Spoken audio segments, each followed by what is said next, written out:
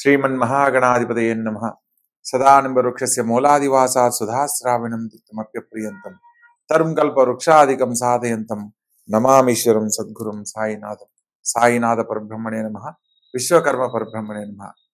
ప్రతి ఒక్కరూ ప్రస్తుత కాలంలో కార్తీక మాసాన్ని విశేషంగా దీపారాధనతో స్వామివారిని ఆరాధిస్తూ విశేషమైన శుభ ఫలితాలు పొందుతూ ఉన్నారు. అటువంటి క్రమంలో ఈ నెల 20వ తారీఖు నాడు అమావాస్య, కార్తీక అమావాస్యగా పిలువబడే ఈ రోజు ప్రత్యేకంగా ఎవరైతే బ్రాహ్మణునికి దీపదానం చేసినా లేదా ప్రత్యేకంగా దేవాలయంలో దీపారాధన చేసి మనసులో ఉన్న కోరికను చెప్పుకున్నా పితృదేవతల యొక్క ఆశీస్సులు సంపూర్ణంగా లభించడమే కాకుండా వారి కుటుంబాలకు ధనకనక వస్తువాహనాలతో తొలతూగే జీవితం ఏర్పడుతుందనేది మనకు కార్తీక పురాణంలో కార్తీక దామోదర వ్రతం గురించి వివరించిన అంశాలలో ఎన్నో విధాలుగా తెలియజేయడం జరిగింది.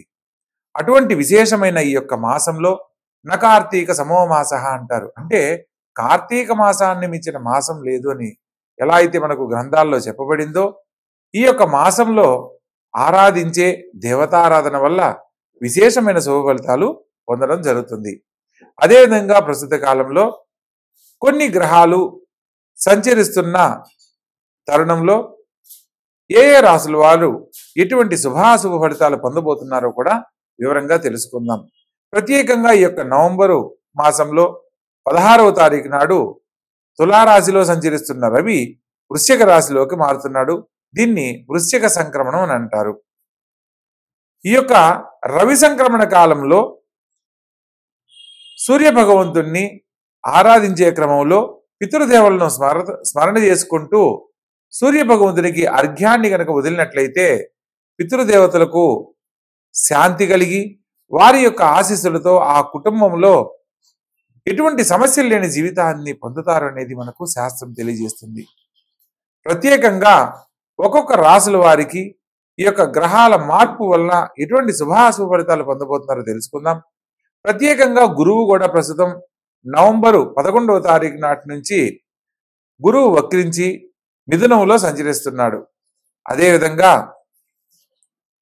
బుధుడు నవంబర్ 23న వక్రించి తులారాశిలో సంచరిస్తూ, నవంబర్ 26న తులారాశిలో సంచరిస్తున్న శుక్రుడు వృశ్చిక రాశిలో సంచరించబోతున్నాడు.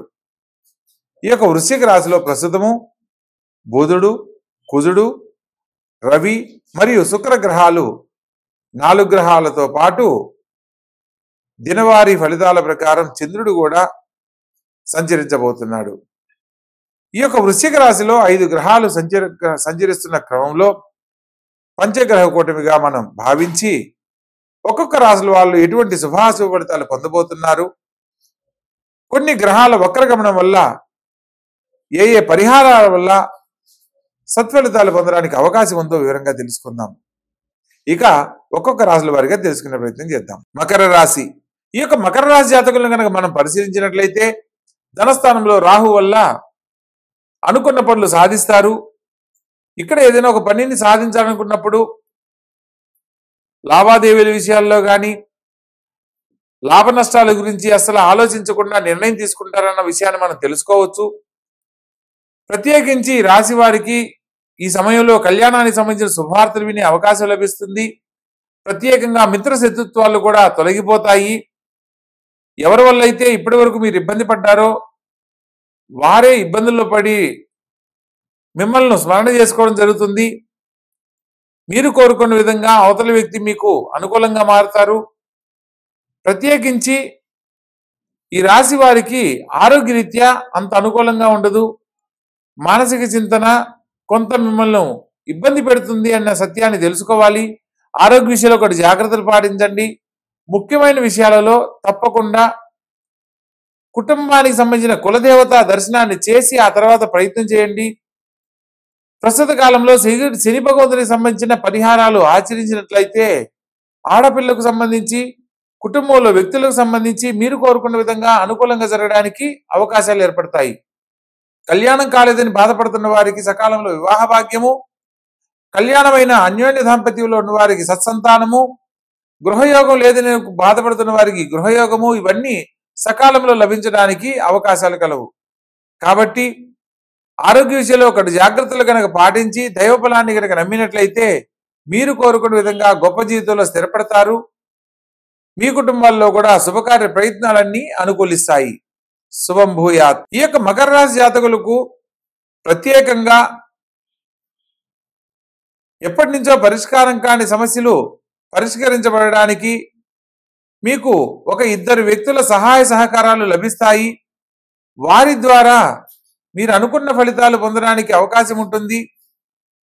పెద్దలతోటి మాట్లాడే సందర్భంలో కాస్త ఆచితూచి వ్యవహరించండి. ముఖ్యమైన విషయాలలో, లావాదేవీలకు సంబంధించిన విషయాలలో, ఎప్పుడో ఇన్వెస్ట్మెంట్ చేసిన డబ్బులకు సంబంధించి కొంత శుభవార్తలు వింటారు. ఆర్థిక లాభాన్ని పొందుతారు. ప్రత్యేకంగా బుధాదిత్య యొక్క ఫలితాన్ని కూడా ఈ సమయంలో పొందడానికి అవకాశం ఉంటుంది. నూతన అవకాశాలకు సంబంధించి ఎటువంటి అవకాశం లభించినా వాటిని చక్కగా ఉపయోగించుకోవచ్చు.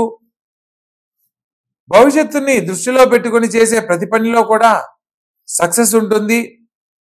మీరు కోరుకున్న విధంగా ఇప్పుడు మీ జాతకులకు జరగడానికి ఈ యొక్క కార్తీక మాసంలో వెలిగించే దీపానికి చాలా విశిష్టత ఉంది. కాబట్టి ఈ యొక్క కార్తీక మాసంలో అమావాస్య తిథి నాడు సంధ్యా సమయంలో శివాలయానికి వెళ్ళి ఆవు నెత్తితో దీపారాధన చేసి మనసులో ఉన్న కోరికను గనక స్మరణ చేసుకున్నట్లయితే ఆ భగవంతుని యొక్క ఆశీస్సులతో మీరు కోరుకున్న విధంగా గొప్ప జీవితంలో స్థిరపడడానికి అవకాశం ఉంటుంది. ప్రత్యేకంగా ఈ రాశి వారికి అష్టమ స్థానంలో సంచరిస్తున్న కేతువు చంద్రగ్రహ సంచార ఫలితంగా ఆరోగ్య విషయంలో కానీ మానసికంగా కానీ ఏదో ఒక విషయంలో డిస్టర్బ్ అయ్యే పరిస్థితులు ఎదురవుతూ ఉంటాయి. ప్రత్యేకంగా నరాలకు సంబంధించిన బలహీనత కానీ స్కిన్ డిసీజెస్ కానీ సమస్యలుగా ఎదుర్కొంటారు.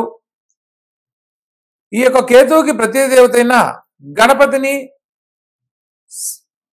ఆరాధించడము, ఆ యొక్క గణపతికి సింధూరాన్ని లేపనం చేసి ఎర్రని పుష్పాలు ఒక 7 సమర్పించి మనసులో ఉన్న కోరిక కనుక చెప్పుకున్నట్లయితే ఎటువంటి విఘ్నాలున్నా తొలగిపోయి సకాలంలో శుభఫలితాలు శుభవార్తలు వినడానికి అవకాశం లభిస్తుంది.